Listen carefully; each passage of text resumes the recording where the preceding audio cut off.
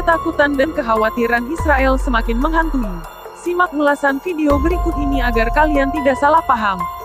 Pemerintah dan Badan Intelijen Israel dilaporkan khawatir dengan program pengolahan biji uranium untuk bahan baku tenaga nuklir yang dilakukan oleh Arab Saudi, yang bekerja sama dengan China dan Yordania.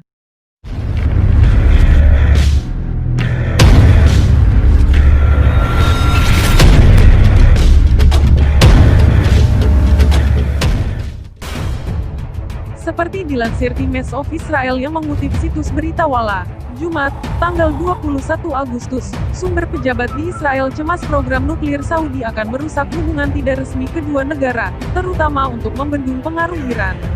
Apalagi saat ini Israel sedang getol merayu negara-negara di kawasan Timur Tengah, atau negara-negara anggota Liga Arab, untuk melakukan normalisasi hubungan dengan tujuan mewujudkan perdamaian dengan Palestina.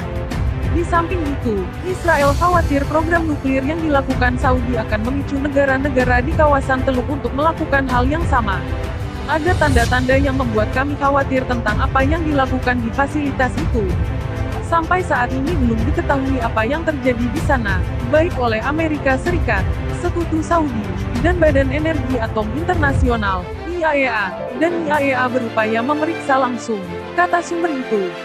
Kekhawatiran Israel muncul karena Saudi lebih memilih menggandeng China, yang dinilai sebagai sekutu Iran, untuk menjalankan program itu ketimbang AS.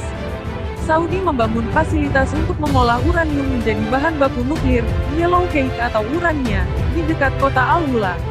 Lokasinya berada di tengah padang pasir. Israel khawatir fasilitas itu digunakan Saudi untuk mengembangkan senjata nuklir.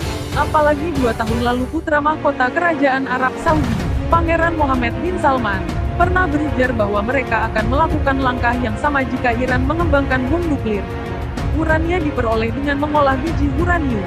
Nantinya bahan itu bisa diperkaya dengan beragam metode untuk menghasilkan bahan bakar bagi reaktor nuklir, atau senjata.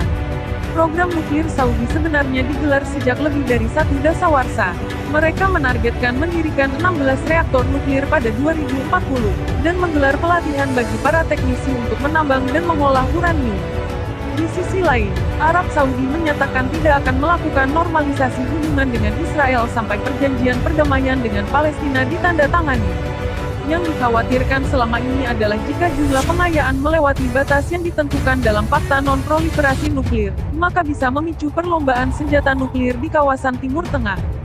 Pemerintah China menyatakan kekhawatiran AS dan Israel tentang penyelewengan program nuklir Saudi tidak berdasar dan tidak perlu. Sebab, mereka menjamin program itu dilakukan untuk tujuan damai. China dan Arab Saudi menjalin kerjasama bilateral yang baik di berbagai bidang. China juga terus berupaya mengajak untuk menggunakan tenaga nuklir dalam tujuan damai dan bertanggung jawab. Kami akan tetap menjalankan ketentuan non-proliferasi dan mengajak negara lain menggunakan tenaga nuklir untuk tujuan damai, kata juru bicara Kementerian Luar Negeri China, Zhao Lijian, dalam jumpa pers di Beijing kemarin. Uni Emirat Arab yang merupakan negara tetangga Saudi berhasil mengoperasikan reaktor tenaga nuklir Barakah, yang bekerja sama dengan Korea Selatan.